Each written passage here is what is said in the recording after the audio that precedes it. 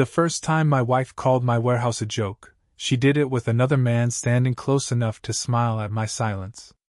That is the part people never understand about humiliation. It is not always loud. Sometimes it wears a cream blazer, taps one manicured finger against a dusty metal rack, and laughs like the place that fed your family for 19 years is some roadside mistake. Madison stood in the middle of Bay 3 with her arms folded, her heels clicking against the concrete floor like she owned every inch of it. The afternoon sun came through the high windows in pale stripes, catching the dust in the air, turning my whole warehouse gold for a second. I had always liked that hour. 4 o'clock, when the trucks started backing into the docks, when the forklifts beeped in rhythm, when the whole building sounded alive. But that day, even the machines seemed to quiet down. Evan Cole stood beside her in a navy suit too clean for a working floor, smiling with the soft confidence of a man who had never unloaded a pallet in August heat, or stayed past midnight because a driver from Cleveland blew a tire on I-71. Madison glanced around at the stacked boxes, the shrink wrap, the yellow safety lines, and then she said it. "This is it? This is the joke you call a company?" The words did not hit me all at once. They settled. Like dust. Like rust. Like something you know will take time to scrape off. I looked at her, then at Evan, then at the red light blinking on the security camera above the receiving office. I did not raise my voice. I did not defend the forklifts, the loading bays, the 47 employees whose paychecks cleared every Friday because this joke kept moving. I just wiped my hands on a blue shop towel and waited. Evan stepped forward then, pretending to study the place like he was evaluating a business instead of measuring the man whose wife he had been texting after midnight. His cologne reached me before his handshake did. Expensive, sharp, out of place among cardboard, diesel, and floor cleaner. "Mind giving me a tour, Daniel?" he asked. "I'm curious how an operation like this actually works." Madison smiled at that. Not a nervous smile. Not an apologetic one. The kind of smile a person gives when they think the room is already on their side. That was when I understood this was never about curiosity. This was a performance.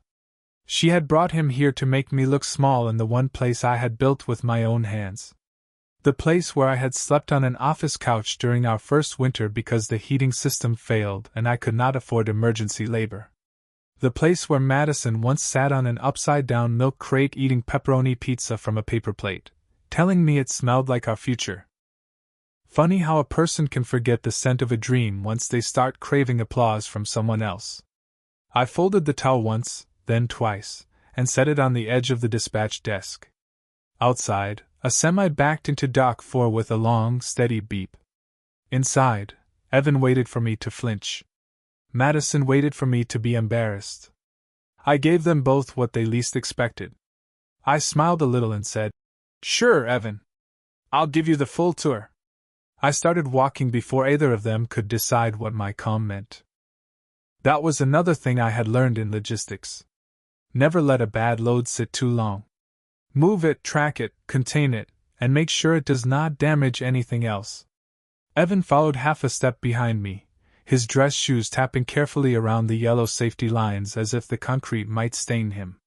Madison stayed close to him instead of me, and that little distance told the whole story. A husband notices those things. The hand that no longer reaches for his sleeve. The laugh that arrives too quickly when another man speaks. The way a wife can stand 5 feet away and somehow feel like she has already moved out. I led them past the first row of pallet racks, 30 feet high, stacked with boxed appliances, medical packaging, restaurant supplies, and seasonal retail inventory bound for stores across 3 states. To Evan, it probably looked like clutter. To me, every label was a promise kept on a deadline. "So this is mostly storage?" he asked, dragging the word mostly like a rake across gravel. I nodded. "Storage, fulfillment, cross-docking, cold chain, returns processing, regional dispatch.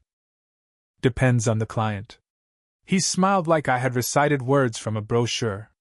Madison gave a small laugh, the kind she used at dinner parties when she wanted people to know she was in on the joke. "Daniel loves making it sound complicated," she said. Boxes come in, boxes go out. That is basically it. I looked at a forklift gliding past with a wrapped pallet balanced smooth as a dinner tray. Marcus Reed was driving it, my operations manager, a former Army supply sergeant with a gray beard and the patience of a church bell. His eyes flicked to me, then to Evan, then to Madison. He knew. Good employees always know more than you think. I gave him the smallest nod, and he kept moving. Boxes come in, boxes go out, I said softly. That is one way to describe it. What I did not say was that one late box could cost a client $50,000 in penalties. One missed temperature reading could ruin $250,000 in product. One careless visitor taking pictures in the wrong aisle could become a lawsuit before lunch. Evan pulled out his phone as we reached the fulfillment line. He angled it toward a rack of labeled bins. Pictures okay? He asked, already lifting the camera. I stopped walking. Not fast. Not dramatic. Just stopped. The workers nearby kept scanning, taping, labeling. The conveyor belt hummed like nothing had happened. No photos on the floor, I said. Evan's smile tightened. Relax, Daniel. I am not stealing state secrets. Madison rolled her eyes. He is always like this. Rules, rules, rules. I turned and looked at her, and for a second I saw the woman who used to bring coffee to this place at 6 a.m. because she knew I had been here since 4. Then she blinked, and that woman was gone. In her place stood someone embarrassed by the very rules that had paid for her vacations, her car, her mother's medical bills, and the house she liked to call hers when company came over. Evan slid the phone back into his pocket with a little shrug. Just trying to understand the business, he said. That was the first honest thing he had said all day. He was trying to understand it. Not because he respected it, but because he needed something from it. I had known that for 11 days. 11 days since our firewall flagged an outside login attempt tied to a vendor portal Madison should not have known existed. 9 days since Grace Holloway told me to document everything and speak less than I wanted to. 6 days since Marcus found a printed rate sheet in Madison's home office trash, folded under a department store receipt like guilt hiding under perfume. So when Evan asked for a tour, I did not hear curiosity. I heard a man knocking on a locked door, unaware I had already changed every key. We reached the glass wall of the dispatch room, where 6 monitors showed truck routes moving across Ohio, Indiana, Kentucky, and Pennsylvania. Evan leaned closer despite himself. His face changed there. Just a little. The smirk thinned. The eyes sharpened. People can fake contempt when they think something is small. They struggle when they realize it has a pulse. The dispatch room was where the warehouse stopped looking like a warehouse and started looking like a nervous system. 6 monitors glowed behind the glass, each one carrying a different kind of heartbeat. Truck routes in blue. Delayed pickups in amber. Temperature logs in green. Driver messages scrolling in neat little boxes that meant nothing to a stranger and everything to me. Evan stared at the screens a second too long. Madison noticed, and for the first time since they walked in, her smile lost its polish. It is just routing software, she said, almost too quickly. I looked at her reflection in the glass. Routing software is what people call it when it works. Marcus stepped out of the dispatch room with a clipboard tucked under his arm. He was 62, broad in the shoulders, slow in his speech, and impossible to impress. He had been with me 14 years, long enough to watch this place grow from one leased building with 2 broken dock doors into 4 facilities covering more than 700,000 square feet. He gave Madison a polite nod. He gave Evan nothing. Dock 4 is sealed and ready, Marcus said. Cincinnati load leaves in 12 minutes. Pittsburgh is ahead by 20. Good, I said. Keep Claire's shipment isolated until final sign-off. Evan's eyes moved at the name. Not much, but enough. Claire Benson meant something to him. That confirmed what I already suspected. He did not come here for Madison's entertainment. He came hunting for an advantage. I opened the dispatch room door and let them step inside. The air changed immediately, cooler and quieter, smelling faintly of coffee, printer toner, and the lemon cleaner Marcus insisted on using every morning. On the far wall hung a framed photograph from our first year in business. Just me, 10 pounds lighter, standing beside a used box truck with a dented bumper and a hand-painted logo on the door. Madison was in that picture too. She wore jeans, sneakers, and a smile that looked real enough to hurt. She had one hand on my shoulder, and the other holding a paper cup of gas station coffee. I saw her glance at it, then look away like the frame had accused her of something. People think betrayal begins with a message, a dinner, a secret meeting. Sometimes it begins much earlier, in the tiny revisions. First she stopped saying our company and started saying your warehouse. Then she stopped asking how the day went and started asking why I smelled like cardboard. Then she stopped laughing when I came home tired and started acting like my exhaustion was a personal inconvenience. Back then, I blamed stress. I blamed age.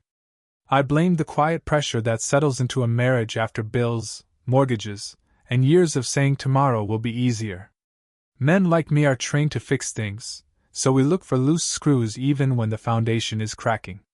Evan walked closer to the monitor showing live inbound freight. You handle medical supply packaging? He asked. His voice was careful now. Not mocking. Measuring. Among other things, I said. He nodded slowly, and I watched him connect pieces he wished he had noticed sooner. Madison touched his sleeve, a small warning disguised as nothing.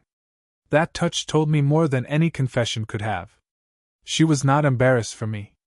She was nervous for him. I felt the old version of myself rise for 1 second, the husband who wanted to ask why, who wanted to hear her deny it, who wanted the world to rewind 20 minutes and let us be ordinary again. But ordinary was gone. It had been gone for months. Maybe longer. I walked to the main console and entered my code. The center monitor shifted from routes to client status. Evan's face tightened when he saw the first account name. He recovered quickly, but not cleanly. That is a pretty serious client list, he said. For a joke, I answered. The room went still except for the soft hum of the servers behind us. Madison whispered my name like a warning. I did not turn around. I clicked once more, and the screen changed again, this time to access logs from the vendor portal. Dates. Times. Failed attempts. One outside address highlighted in red. Evan stopped breathing for half a second. I heard it. In a quiet room, guilt has a sound. For a moment, nobody moved. The access log sat on the center monitor like a receipt someone forgot to burn. Red highlight, outside address, 3 failed attempts, 1 successful login through a vendor credential that had no business touching our system after midnight. Evan looked at the screen, then at me, and his face performed 3 versions of innocence before settling on irritation. I have no idea what that is supposed to mean, he said. I almost admired how quickly he found his corporate voice again. Smooth, offended, just loud enough to suggest confidence without proving anything. Madison stepped in beside him. Daniel, do not do this, she said. Not what are you talking about? Not Evan would never. Just do not do this. That told me she already knew there was something to do.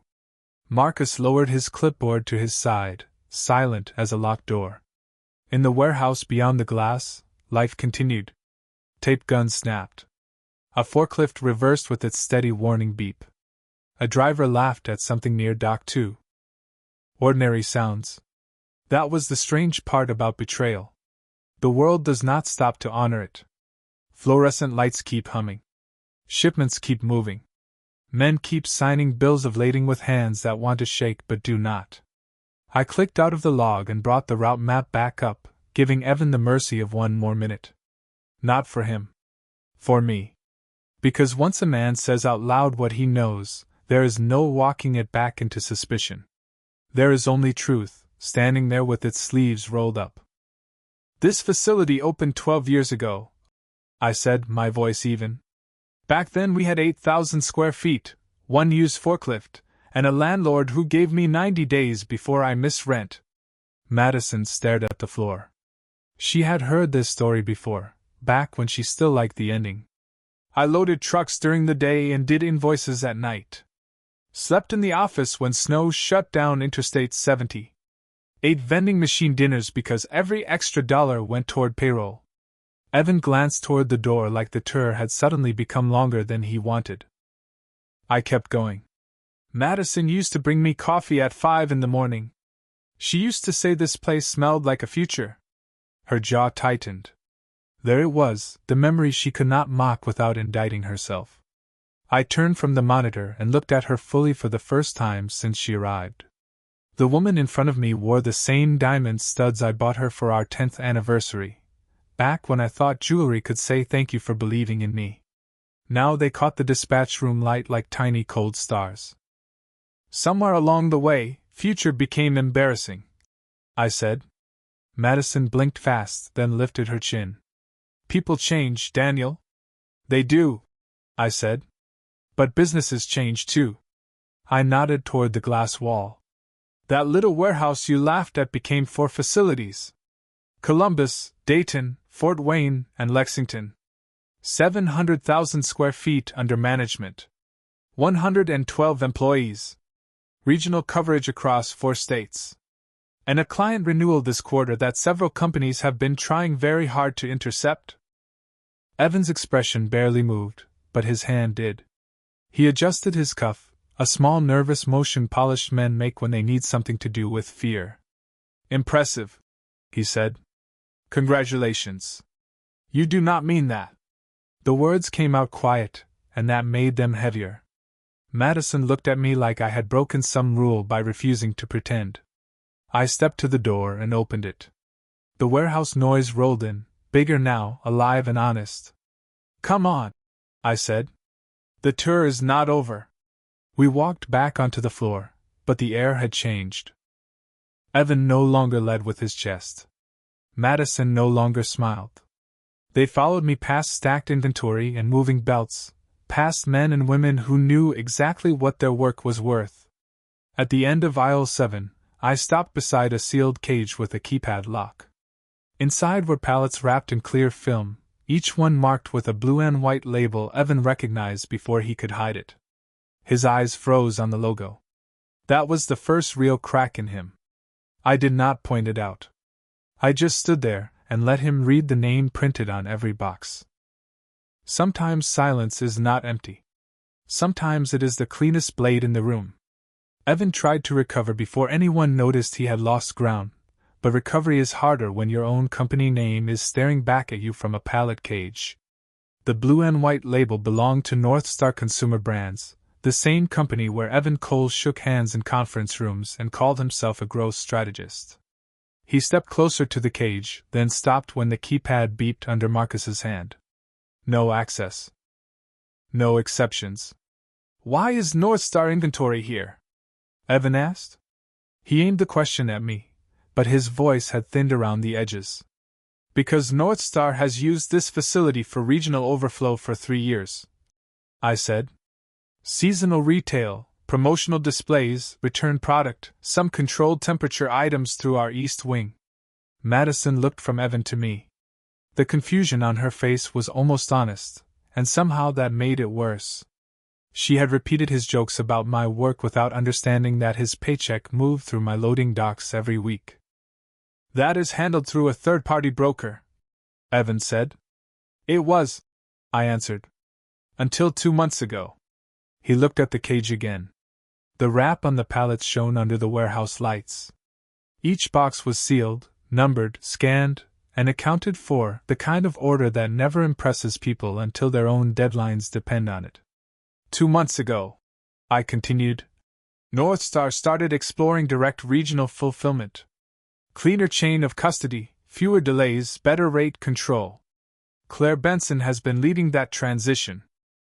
Evan's face went still at Claire's name. This time, Madison saw it too. Evan? She said softly. He ignored her.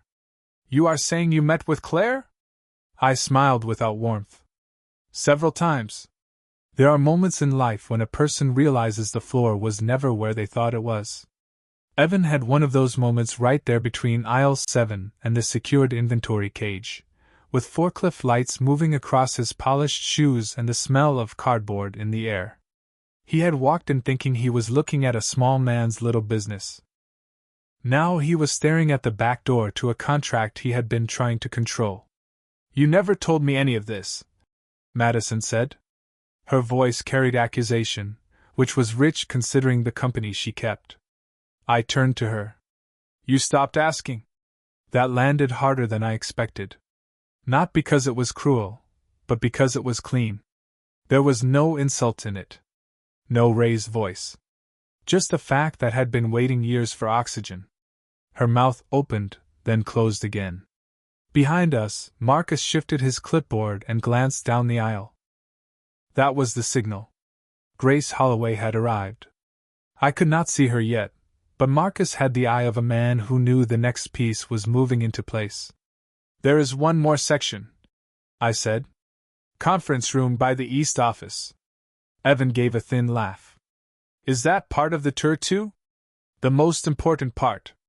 We started walking. Madison fell into step beside me this time, not Evan. I did not mistake it for loyalty. People drift towards safety when the weather changes. We passed the old break room, the first office I ever used, and the dented vending machine that still ate dollar bills if you did not smooth them first. I remembered nights in that room with Madison asleep on the couch while I finished invoices, her coat over her legs, her hands still wrapped around a coffee cup gone cold. I remembered thinking no man could be poor if someone believed in him that much.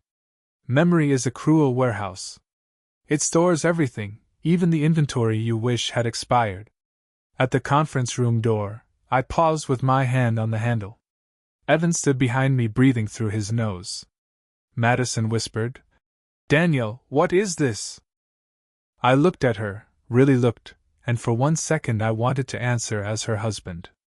I wanted to say this is what happens when you bring another man into the place I built, and ask me to bow my head.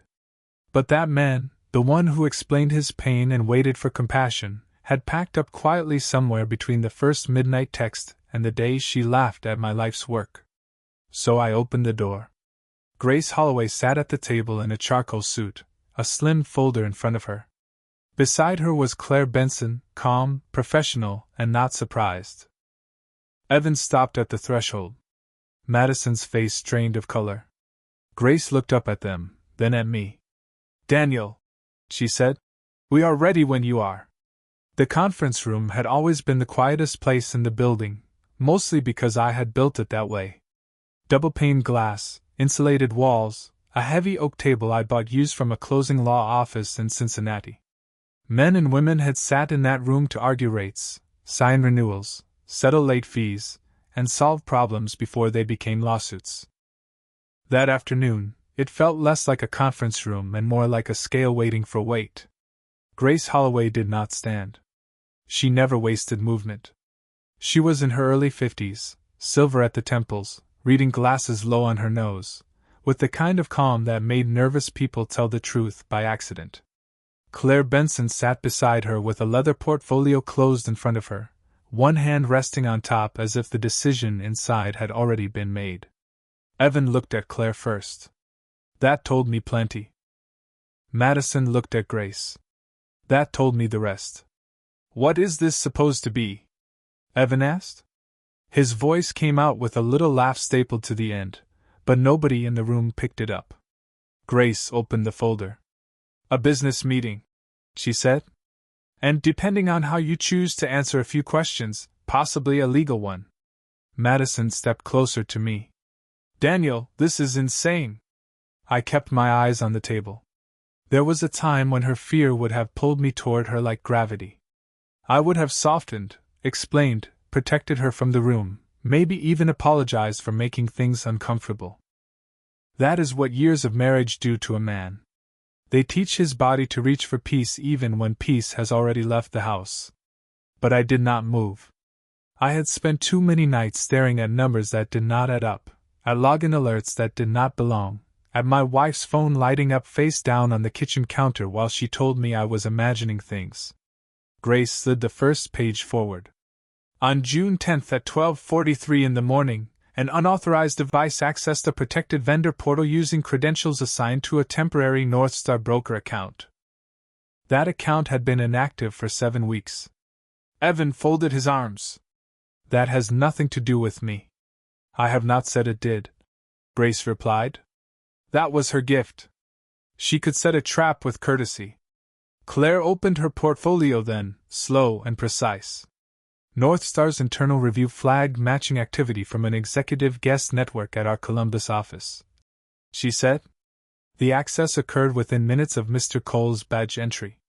Evan's face tightened, not enough for a stranger, but enough for everyone who needed to see it. Madison whispered his name again, smaller this time. I almost felt sorry for her, not because she was innocent, but because she was finally realizing she had mistaken polish for power. Evan turned to Claire. This is a misunderstanding. I was protecting Northstar's interests. Claire looked at him for a long second. By accessing a potential vendor's pricing structure before contract review? The room went still. Outside the glass, a forklift passed with a soft mechanical hum, carrying somebody's order towards somebody's deadline. Work continued. Truth had to catch up. Grace placed the second page on the table. There is also the matter of information shared from a private residence. Madison stiffened. I did not look at her. I could not. Not yet. Grace's voice stayed even. Printed rate sheets. Route samples. Client summaries. Documents that originated from Mr. Whitaker's home office. Madison said. I did not know what they were. The words came too fast. There are lies that try to run ahead of evidence. They always sound breathless. Grace did not accuse her. She simply turned another page. You sent photographs of those documents on June 12th, June 17th, and June 21st. Madison gripped the back of a chair. Evan stared at the table now, no longer smiling, no longer turning, no longer above the dust. I finally looked at my wife. The woman who had once believed in this place had carried pieces of it out of our house like loose change. My voice came out calm, almost tired. You did not just laugh at my work, Madison. You handed it to him. Madison stared at me as if the sentence had crossed a line she still believed belonged to her. I was trying to help, she said. The room stayed quiet. That word, help, had done a lot of work in our marriage. It covered forgotten dinners, private messages, unexplained meetings, and every question I was told not to ask because asking meant I did not trust her. Grace folded her hands. Claire watched Madison with the expression of someone reviewing a failed shipment. Evan finally moved away from the table. This is getting ridiculous, he said. She sent a few pictures. That does not make anyone a criminal. Grace looked at him over her glasses. Nobody used that word. He stopped. Again, she let his fear speak for him. Madison looked at Evan, waiting for the man who had always sounded so certain to take control. He did not. That was the moment I saw something change in her. Not remorse. Not yet. Recognition. She had spent months comparing me to him. His polished shoes against my work boots. His restaurant reservations against my late nights at the loading docks. His easy language against my silence. Now the room was asking for substance, and he had brought nothing but confidence. Claire opened another document. Northstar was prepared to move forward with an $18 million regional fulfillment agreement, she said. Evan looked at her sharply. Was? Claire did not answer right away. She turned to me instead. Daniel, the final decision belongs to you, Madison whispered. 18 million? I looked at her then. She knew the mortgage payment. She knew the cost of her car. She knew what we spent on vacations and what I paid when her mother needed surgery. But she had never known the size of the business because somewhere along the way, she decided not to care. Over 3 years, I said. With expansion options. Her face changed again. I remembered the last Christmas party we attended together. She had introduced me to one of her friends by saying I managed warehouse operations. I almost corrected her. Instead, I smiled and shook the man's hand. That night, on the drive home, I asked why she never told people I owned the company. She stared out the window and said, "It is not exactly exciting." I carried that sentence longer than I should have. Men do that sometimes. We stack small humiliations in the corners and tell ourselves they are not taking up space. Then one day, there is no room left to stand. Evan pushed both hands into his pockets. "Claire, you cannot seriously be considering killing this deal over a domestic misunderstanding." Claire closed her portfolio. "I am considering it over unauthorized access, attempted competitive interference, and a serious failure of judgment by someone representing North Star." His face lost what little color remained. Madison turned toward me. "Daniel, please. We can talk about this at home." Home. The word felt almost fictional. Home was where my office door had been opened when I was not there. Home was where private documents became photographs on another man's phone. Home was where I learned that two people can sleep under the same roof while one of them is quietly carrying pieces of the marriage outside. "There is nothing left to discuss at home," I said. Her eyes filled, but I kept my voice steady. I had imagined this moment 100 times during the past 11 days. In some versions I shouted. In others I demanded explanations. The real moment was quieter. Pain usually is. Evan looked toward the conference room door. "I think I should leave." Grace nodded once. "That would be wise. North Star's counsel will contact you." He glanced at Madison, waiting for her to follow him. She did not move. For the first time that day, they were standing on separate sides of the room. Evan left without another word. The door closed behind him with a soft click. Madison stared at it, then at me. "You planned all of this," she said. I shook my head. "No. I prepared for what you already chose." Madison stood there after Evan left, one hand resting on the back of the chair like the room had tilted under her. Grace closed the folder but did not put it away. Claire remained seated, calm and unreadable, giving us the kind of privacy professionals give when they know privacy is no longer possible. "You prepared for me," Madison said again, quieter this time. "For 11 days," I answered. "Before that, I was still trying to convince myself I was wrong." Her eyes moved to Grace, then to Claire, then back to me. "So you were watching me?" "No. I was watching my business after someone tried to access it." She looked away. The distinction mattered even if she did not want it to. For years, Madison had accused me of being too careful, too procedural, too slow to react.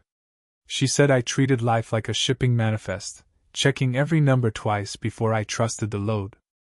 Maybe she was right. But caution is not the same as suspicion. I had trusted her for 19 years. That was why the first login alert did not make me angry. It made me confused. The second one made me quiet.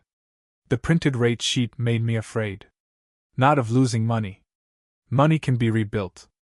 I was afraid the person carrying information out of my home was the same person whose coffee mug still sat beside mine every morning. "I did not understand what Evan was doing," she said. "You understood enough to send him pictures." "He said it was for market research." "From my home office?" She pressed her lips together. "I thought you were being secretive about the business." I almost laughed, but nothing about it was funny. "You never asked?" The room seemed to get smaller around that sentence. She sat down slowly. "You stopped telling me things. Because every time I talked about work, you looked bored." Her face tightened. "That is not fair." "No," I said. "It was not." Grace glanced at me, not as a lawyer this time, but as someone who understood exactly what I meant. Madison looked toward the glass wall. Outside, a worker pushed a pallet jack toward receiving. Another checked a scanner. People moved with purpose, unaware that a marriage was being inventoried 20 feet away. "Was there something between you and Evan?" I asked. I had not planned to ask. For days, I told myself the business evidence was enough. Maybe part of me was still a husband before I was an owner. Madison did not answer immediately. That pause was the answer before the words came. We got close, she said. Closer than I should have allowed. I kept my hands flat on the table. Did you lie to me about meeting him? Yes. Did you hide messages? Yes. Each answer landed quietly. No scene. No explosion. Just two people removing bricks from a house they once built together. Did you bring him here today to embarrass me? She looked down. I wanted you to see how small this all looked from the outside. That one almost broke through my calm. Not because she called the business small. Because she had needed another man standing beside her to say it. I nodded once and looked at Claire. Please proceed with Northstar's review without considering my marriage. Claire studied me, then said, That was always the plan. Madison looked up sharply. Daniel, wait. I turned back to her. Her eyes were wet now. I made mistakes, she said. But you are making this permanent. I reached into my jacket pocket and placed a plain envelope on the table. Grace had given it to me that morning. Madison stared at it without touching it. No, I said. I am just acknowledging that some things already are. Madison stared at the envelope as if refusing to touch it might keep the future from opening. For years I had watched her tear through birthday cards, hotel confirmations, charity invitations, anything with her name printed neatly across the front. But that plain white envelope frightened her because there was nothing decorative about it. No ribbon. No promise. Just the kind of paper people use when feelings have already failed and facts need signatures. What is that? She asked. Grace answered before I could. A petition for legal separation and a request for temporary financial boundaries while both parties review their options. Madison looked at me. You filed already? This morning. The words were simple. That made them harder. She pushed the envelope away without opening it. You did this before I even came here. I did it after 11 days of evidence and months of lies. I told you I made mistakes. You called them mistakes after you got caught. Her face tightened. Claire lowered her eyes to the portfolio in front of her, giving us the dignity of pretending this part was private. Grace did not move. Lawyers know better than most people that endings rarely happen in one clean moment. They happen in deposits. One hidden message. One unanswered question. One dinner where two people sit 6 feet apart and call it tiredness. Madison looked toward the door Evan had walked through. You think he used me? I know he used the information you gave him. That is not what I asked. I took a breath. The truth was, I had asked myself the same question every night since Grace showed me the access records. Did Evan care about her? Or did he care about getting close to my business? Maybe both. Maybe either. Men like him are often good at making ambition sound like affection. I do not know what he felt, I said. And I am done spending my life trying to understand another man's intentions toward my wife. She flinched at that. I never meant for this to happen. I looked at the envelope again. Nobody means for a building to collapse. They ignore the cracks until the weight decides for them. Grace slid a second document across the table, this one toward me. Daniel, Claire needs your decision on Northstar. Business. That was the strange mercy of work. It asked clear questions. Yes or no. Ship or hold. Sign or decline.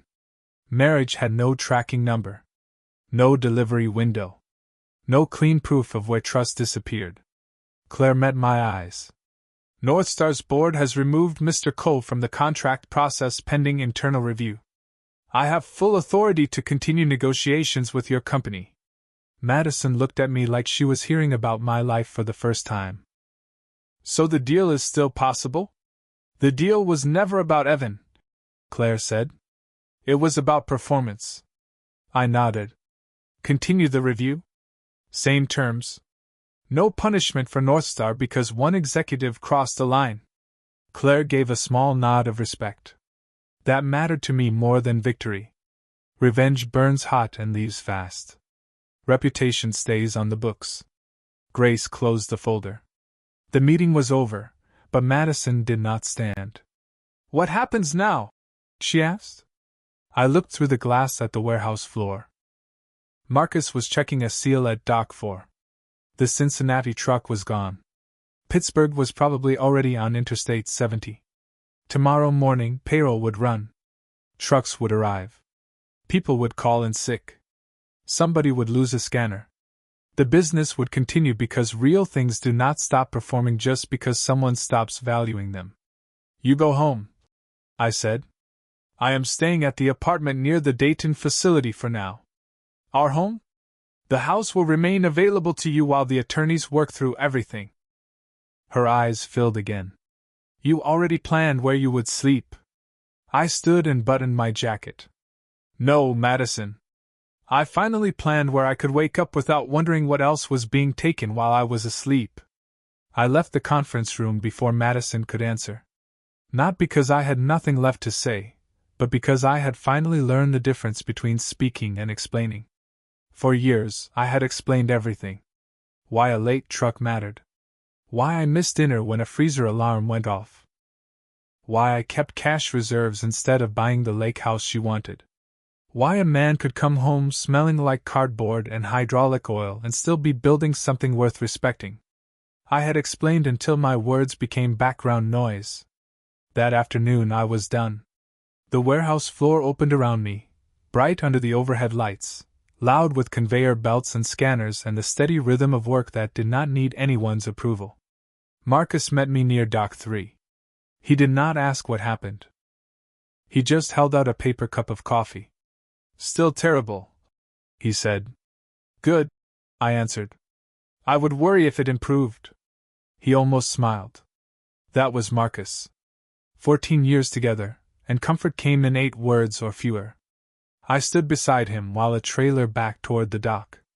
The driver eased it in straight, brakes sighed, and the green safety light came on.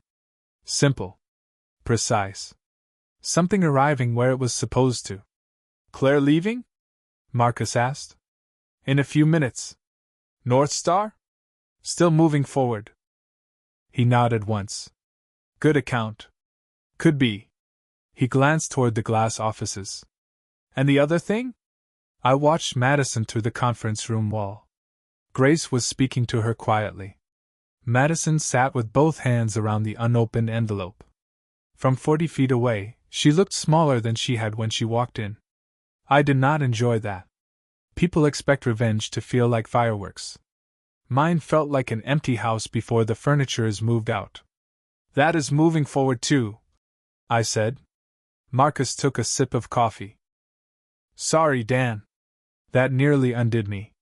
Not the evidence. Not the lies. Not the sight of Evan walking out. 3 ordinary words from a man who had watched me build my life. I looked down at the concrete and nodded. "Yeah. Me too." An hour later, I drove west toward Dayton with one duffel bag in the back seat of my pickup. The apartment above our smaller facility was furnished for managers during long projects. 1 bedroom, 1 couch, a refrigerator that hummed too loudly, and a view of a parking lot bordered by chain-link fence. It was not home. That was exactly why I chose it. I set my bag beside the bed and found my phone lighting up on the kitchen counter. 12 messages from Madison. 2 from Grace. 1 from Claire. None from Evan. I opened Claire's first. North Star's board had placed him on administrative leave pending review. The contract team would continue without him. I read the message twice, then put the phone down. No celebration. No satisfaction. Just confirmation that consequences had begun moving on their own. Grace's message was simpler. "Protect your peace tonight." I almost laughed at that. Peace was not something I knew how to protect. I knew inventory, payroll, risk, temperature control, delivery windows. Peace had never appeared on a spreadsheet. Then Madison called. I watched her name glow until the screen went dark. A minute later, a voicemail arrived. I did not play it right away. I heated a frozen dinner, sat at a table built for two, and listened to trucks on the highway beyond the fence. Finally, I pressed play. Her voice was soft. "Daniel, I am not asking you to forgive me tonight. I just need you to know that Evan stopped answering me the moment he left." I closed my eyes. There it was. The thing she had not understood when she walked into my warehouse beside him. Some men admire a door only because they think it leads somewhere valuable. Once the door closes, they stop knocking. I deleted nothing. I answered nothing. I set the phone face down and looked out at the dark facility below. At 11:17, one light came on in the loading bay. The night shift had started. So had mine. The next morning began before sunrise, the way most honest things in my life had. At 5:30, I stood by the apartment window with bad coffee in one hand and my phone in the other, watching the Dayton yard come alive below me. A yard dog moved trailers into position. Dock lights clicked on one by one. Someone in receiving dropped a metal clipboard, and the sound carried through the cold morning air. Routine has a way of keeping a man upright when everything personal feels unsteady. I had 3 hours of sleep, one shirt from yesterday, and a marriage sitting in a lawyer's folder, but freight still had to move. By 7, I was downstairs reviewing an inbound delay from Indianapolis when Grace called. "North Star completed the first stage of its internal review," she said. Her voice was calm, which usually meant the news was serious. "Evan has been suspended from client-facing duties. His company is preserving devices and correspondence. You should assume they will ask for your cooperation. They will have it. There is more." I stepped away from the dispatch desk and looked through the glass at the yard. "Go ahead. Madison contacted my office this morning. She wants to cooperate fully." I closed my eyes for a second. "With the separation?" "With everything." That answer stayed with me through the rest of the morning. At 10:15, Claire called. At 11, one of North Star's attorneys sent a formal request for records. At noon, Marcus texted me from Columbus with a photograph of an empty guest parking spot. Madison had not come back. By 1:30, Grace sent me a copy of a signed statement. I read it alone in the small upstairs office above the Dayton floor, with trucks moving beyond the window and a clock ticking louder than it had any right to. Madison admitted she had shared photographs of pricing sheets and route summaries because Evan told her he could help me modernize the business. She admitted she had hidden meetings from me. She admitted he had asked questions about Claire Benson long before the warehouse tour. And near the bottom, in language so plain it hurt more than excuses ever could, she wrote that she had allowed her resentment toward me to make his attention feel like truth. I read that sentence 3 times. Resentment. Attention. Truth. 3 ordinary words, heavy enough to explain a year. My phone rang before I could finish. "Madison?" This time I answered. Either of us spoke at first. I could hear traffic on her end and the faint turn signal of her car. "I signed everything Grace asked for," she said. "I know. Evan told me you were hiding things because the business was failing." I looked down at the warehouse floor below me, at 20 people moving inventory through a system that had never depended on his opinion. "And you believed him?" "I wanted to." There it was again. A clean truth. I respected it more than I wanted to. "Why?" I asked. Her voice cracked, but she kept speaking. "Because if you were failing, then I did not have to feel guilty for being ashamed of you." I sat down slowly. Some apologies ask for forgiveness. Real ones usually begin by admitting the ugliness no one wants to name. "I was wrong about you," she said. "No," I answered. "You were wrong about what mattered." She went quiet. Then she said, "Is there any way back?" I looked at the plain desk, the overnight bag on the floor, the framed evacuation map on the wall. I thought about 19 years. I thought about pizza on milk crates and coffee before dawn. I thought about another man standing in my warehouse while my wife laughed. "I do not know," I said. "But I know we cannot go back." After the call ended, I sat there for a long time. Outside, a trailer pulled away from Dock 2 and turned toward Interstate 75. No drama. No announcement. Just movement in one direction. By late afternoon, Claire sent one final message. Northstar wanted to proceed with the $18 million agreement. I read it, set the phone down, and looked at the empty chair across from me. For the first time, winning felt smaller than I expected. Freedom did not. I did not sleep much that night, not because anything new was happening, but because for the first time in a long time nothing required me to react. The warehouse ran on overnight shift, steady and indifferent, and I stayed in the small office above Dock 4 listening to trucks arrive and leave like distant weather. At 6 a.m, Grace sent confirmation that Northstar had signed the revised agreement without Evan's involvement. At 7, Claire confirmed the first shipment schedule under the new terms. Everything that had once felt like pressure was now just procedure. By 8:30, Marcus walked into my office without knocking, placed a folder on the desk, and sat down like he had been waiting for this version of the world longer than I had. "It is done," he said. "Northstar is clean on their side now." I nodded. "And him?" Marcus knew who I meant.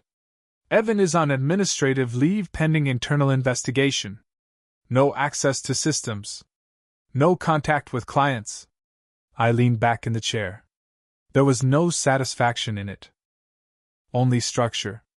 Consequences had arrived the way freight always does, not all at once, but in scheduled deliveries. At 9:15, Madison called again. I almost did not answer, but I did. Her voice was quieter than before. Not broken, just reduced. "Evan lost his job," she said. I closed my eyes. "Yes. He said it was because of you." I let that sit between us for a moment.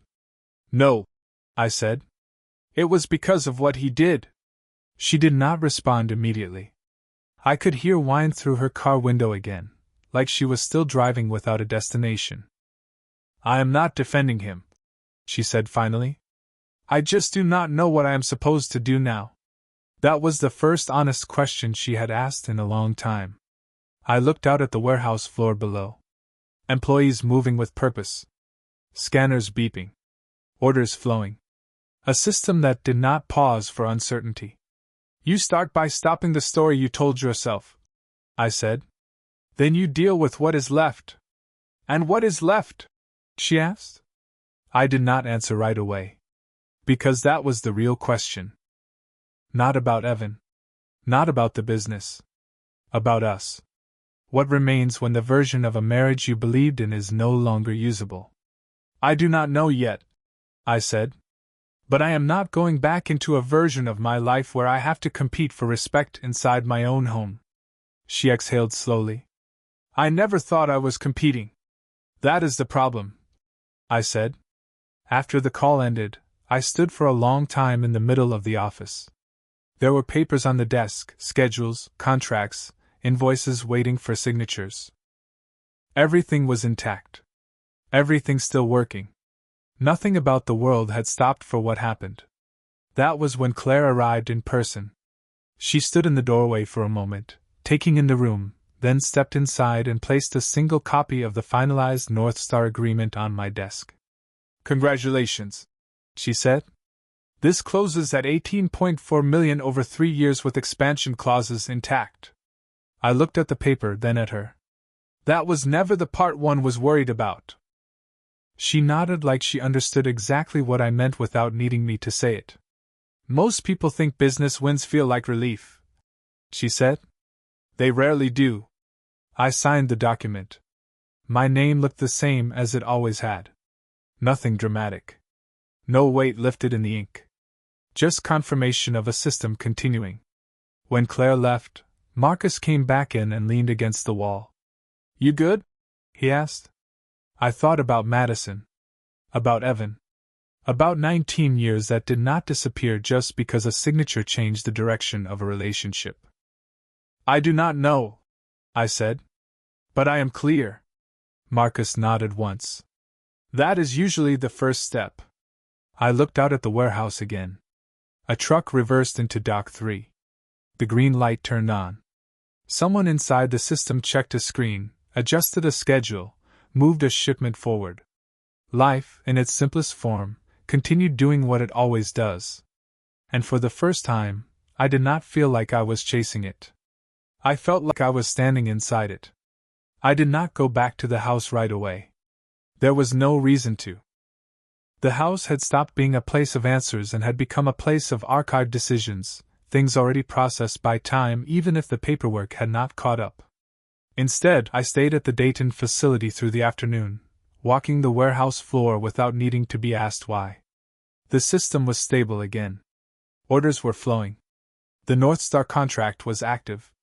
Marcus handled dispatch while I checked inventory logs that no longer contained any unauthorized access attempts. It felt strange how quickly chaos becomes history once it stops repeating itself. By late evening, Claire called one last time. "Final compliance review is complete," she said. "There will be no further action from North Star regarding internal interference. They are restructuring vendor access protocols company-wide." I leaned against the railing above Dock 2, watching a truck pull out into the fading light. "So it is over," I said. "For them," she replied. That distinction mattered more than she probably intended. After I hung up, I stayed there for a while, listening to the warehouse settle into night shift rhythm. Forklifts moved slower now. Voices carried less urgency. Even the scanners sounded tired, like they had finished telling their stories for the day. Around 9, Marcus found me again. "You going to head back?" he asked. I looked at the floor below. "Eventually." He nodded like that was enough of an answer. Then he hesitated. "She called the office," he added. I turned slightly. "Madison?" "Yeah. Did not leave a message. Just asked if you were here." I did not respond immediately. The question itself felt different now. Not accusatory. Not emotional. Just directional, like someone trying to locate a package that had already been rerouted. "She will figure it out," I said. Marcus gave a small shrug. "People usually do, one way or another." After he left, I went back into the office and sat at the same desk where everything had shifted days earlier. The envelope from Grace was still in the drawer. I had not opened it again since that afternoon. There was no need. The shape of my life had already changed without rereading it. I thought about Madison then, not as a case file, not as a sequence of messages or statements, but as the person who used to sit in that same chair across from me talking about ordinary things like grocery lists and weekend plans. It was difficult to connect that version of her to the one who had stood in my warehouse beside another man, laughing at something I had built. But both were real. That was the part one could not rewrite. Around 10:30, my phone lit up again. This time it was a text. "Madison, I am at the house." I did not open it immediately. I just looked at the screen for a long moment. Then I stood up, grabbed my jacket, and walked out of the office. The drive took 27 minutes. I counted none of them. When I pulled into the driveway, the house looked exactly the same as it always had. Light in the upstairs hallway. Porch light still on. Nothing dramatic. No sign that anything inside had learned how to become different. I sat in the truck for a moment before going in. Not because I was afraid, but because I understood now that some doors do not lead back into the same room. When I finally stepped out and walked toward the front door, I realized something simple. The life I had been trying to recover was no longer inside this house. It had already moved forward without waiting for either of us to catch up.